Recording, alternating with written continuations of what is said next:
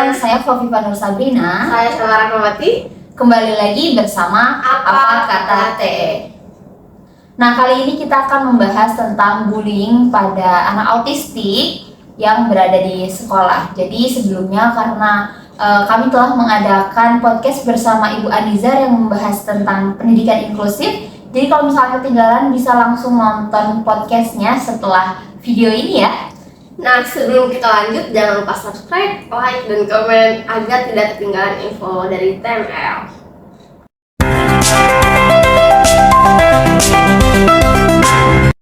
Akhir-akhir ini kan banyak banget nih tentang bully. Nah, sebenarnya apa sih bully itu?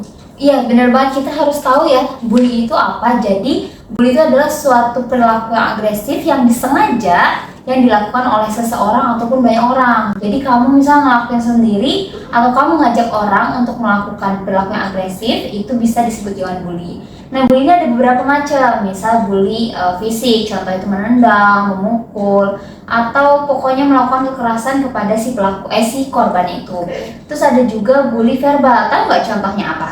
Bully verbal itu mengejek, mengolok-olok bukan sih? Ya benar, kayak misalnya ngejek-ngejek, itu tuh termasuk bully lewat verbal. Terus juga ada bully sosial. Nah, di sini contohnya misal gosip, mengajak orang gosip dan menyebar keburukan seseorang. Nah, itu juga bisa termasuk bully. Bisa juga sekarang lagi rame punya medsos kan? Punya. Nah, itu sekarang lagi rame banget bully lewat sosmed yang disebut dengan cyberbullying. Jadi di situ mengolok-olok orang ataupun mengejek orang, menyebar fitnah melalui media sosial. Ternyata banyak juga ya macam dari bullying ini. Jadi itu harus tahu juga macam mana sih bullyingnya itu.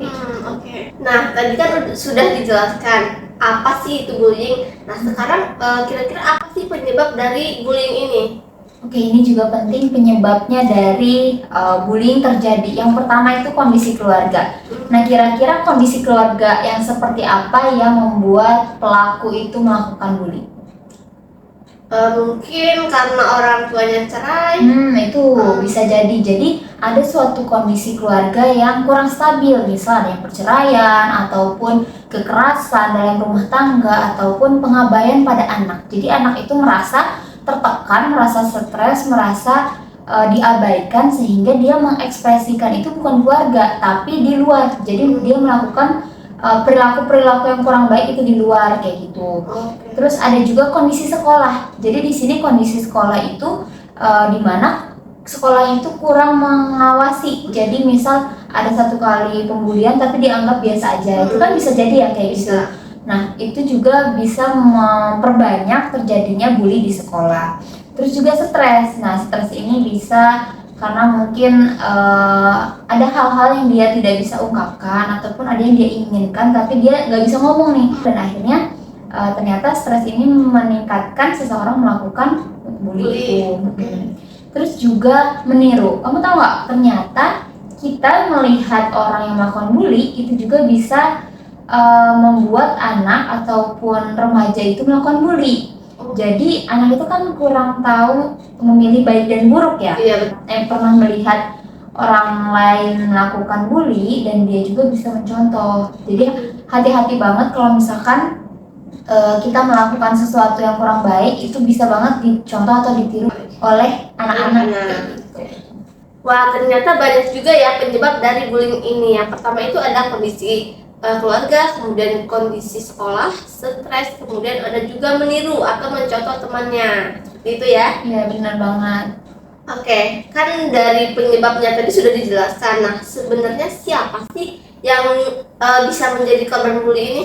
Ya, jadi bisa beragam macam ya, bisa jadi korban, dan ini juga berasal dari perbedaan-perbedaan. Misal adanya perbedaan fisik dan penampilan, entah itu berat badan yang mungkin berbeda dari yang lain, tinggi badan, atau bahkan cacat fisik, atau bahkan juga anak berkebutuhan khusus.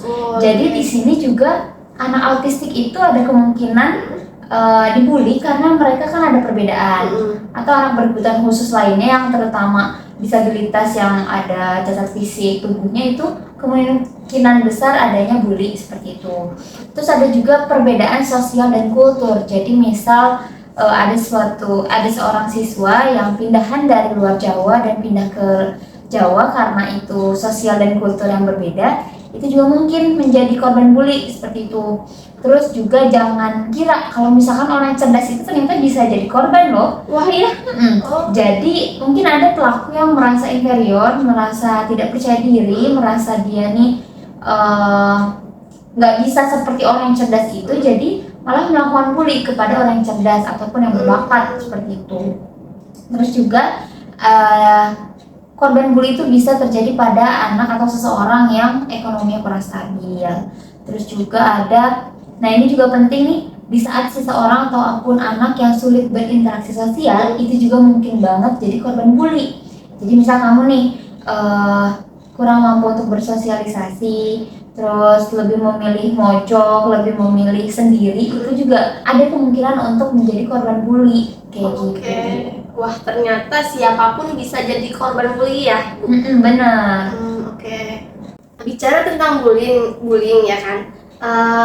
Bullying itu kan bisa terjadi karena sulit interaksi, kemudian sulit bersosial. Nah kan anak autis itu kan sulit nih untuk bersosial, kemudian berkomunikasi. Apakah anak autis itu juga bisa menjadi salah satu korban bullying? Dan bagaimana sih strategi yang bisa diterapkan? Ya bisa banget. Jadi memang ada 3 ciri dari anak autisme ini. Yang pertama itu ada gangguan sensori motorik, gangguan sosial dan komunikasi, ada juga gangguan dari daily functioning. Nah ini tuh kelihatan banget kalau misalkan di sekolah umum anak autistik ini bisa kemungkinan kelihatan beda kayak gitu, apalagi yang masalah di komunikasi sosial itu kan pasti lebih sering mojok kayak gitu.